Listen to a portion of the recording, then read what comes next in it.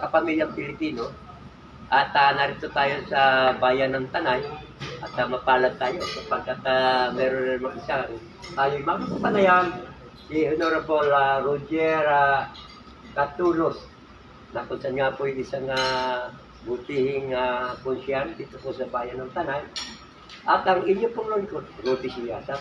Sir, mag-work po kayo po. Sir Ronnie, Bigyan nyo nga ako ng ilang detalye sa yung bigyan pagiging konsyal. At magmula muna sa inyong first tapan, sa pamilya. Opo. So, una, maraming salamat po. Maraming salamat sa Rudy sa inyong sa pagkakataon na ibigay nyo na tayo po kaya bigyan ng maikling panayam na kahit na short notice din. Pagpamaningi po kung medyo nakapagintay tayo ng konti sapagkat sa kataon lang na nagkasabay-sabay po. Ito po yung lingkod, nasa unang tag na ang pagiging konsyal ng bayan, si Roger Catulos. Tayo po ay matagal na rin po tayo sa public service. Tayo po ay naglingkod sa ating board member Dino Talvatco na sa kasala po ay ating mahal na Congressman Dino Talvatco. So yan po tayo nag-umpisa.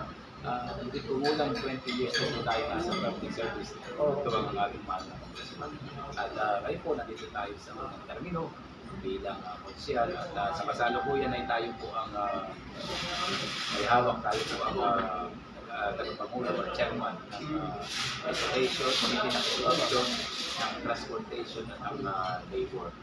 So yan po yung naiatan sa ating mga mahal na Ilang taon na po kayo? 48 lang po. 40, baka malaki pa ang ating mararating. Bilang kayo ay transit nyo sa education. Itatanong ko, yung pang ating pong mga kababayan dito, yung mga pamilya nila, yung anak na ikaw ay nag-aaral pa sa rin. Meron po ba kayo pinagkakalood na livelihood ang ating pong bayan? Sa kasalukuyan ng ating mga pamahalang bayan ay hindi nagkukulang pagdating sa livelihood sa iba-ibang pamilya sa bawat barangay.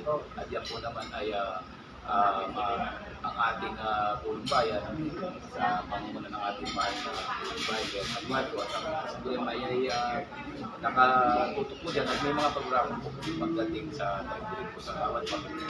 Kaugnay na rin dyan yung scholarship, yung mga kabataan. Sa scholarship, ganoon din po, ay tuloy-tuloy po naman ang scholarship program ng ating pamahalang bayan sa pamumuno ng ating mayor Eduardo. At patunayan, hindi ako nagkakamali, nakaraang buwan lang, ay nagkaroon ng muli ng screening para sa scholarship. Ano pa yung mga ibang gawain ng yung chairmanship? Bukod dyan sa education, so tayo po ay nakikibilang tayo ay bago, ay tayo po ay nagkalukuyang tayo na sa ating pong opisyal ng Tanay upang talakayin yung mga programa para sa education lalo din sa so yun po.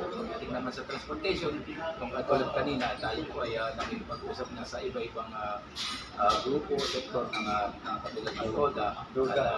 Kanina nga lang po ay kausap natin ang Federation President at unang po naman namin pagkakilala at may susunod pa kung kami pagpupulong upang isalang naman yung mga concern ng RODA dito sa atin sa bayan ng Tanay. Bali ilan po ang member ng grupo ng SUDA?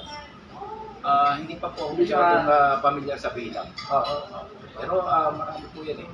Siguro ang babalik ko, makukuha ko ilan na sa isa po. Tatanong ko kung ano yung patakaran ng SUDA, lalo-lalo na yung mga nasa malalayong po, katulad ng Sampalo. Ano pa kayo upang nararating namin dito? Sa upland po, upland barangay. Hindi ko pa narating. Kaya masala po nyo at kung siya, yung pang ibang committee. Labor po tayo. Labor. Kanina tayo ay bumisita nga sa department head ng ating Quezon. Aming pinag-usapan yung mga nakalinyang programa pagdating sa trabaho ng ating mga kababayan. So, nag-usap na kami ni Sir Noel Raico at ipapasa pa lang niya sa amin yung mga nakalinyang programa. Ito ay aming ating programa. Pero dito po sa Tanay, ano ba talaga ang ikaw na pabuhayan? Ano kinabubuhay ng ating mga konstituent? Ay, opo. Pagpapangunahin kabuhayan natin ng mga kabuhayan natin, wala na, pangingisda, pagsasaka, at marami naman tayo dito ng mga skilled workers din, pagdating sa welding, at mga professionals, marami tayo.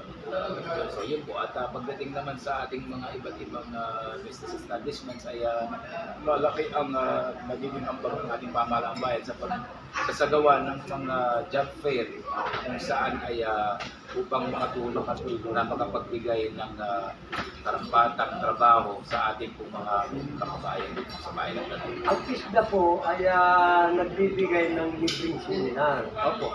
Ngayon po, kapag ikaw'y nakagraduate, already yata na 2 months, graduated na. Ngayon, nagpapahiram din sila ng puhunan. At ika nga, yung mga material na kailangan ko, ano ba katulad sa pag-building, ganun-ganun. Ito po ba ay naipapalakad din po? Opo. Active po ang ating test officers pagdating po sa tuloy-tuloy po naman ang pamahalaang Yung sa mga business. Opo. Ano pa po yung inyong maisasalutin namin? So sa ngayon po, yun pala po yung ating dahil tayo bilang bago at nasa proseso pa po ako ng pagkuha ng mga pagbatas ng mga batas at pagkuha, pangangalap ng mga programa na nakaatap at ito ay ating tinututukan upang mas maging maganda ang maibigay ng ating pamahalaang bayan sa ating mga kababayan. Okay, Susan, ilang sandali, manawagan ka sa ating mga kababayan. So yun po, sa mga minamahal kong kababayan sa bayan ng Tanay, po ang lingkod, si Consiel Roger Atolos, at katulad po ng aking palaging sinasabi, ay tayo po ay nandito ngayon at magbibigay at nangangako ng isang maayos na serbisyo at taus-pusang pagtatrabaho para sa ating mga kababayan.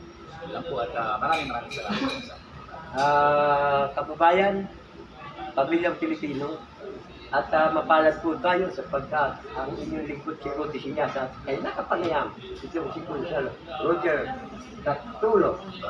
Okay, mabuhay po, sir. Maraming salamat, Sir Rudy. Hindi po.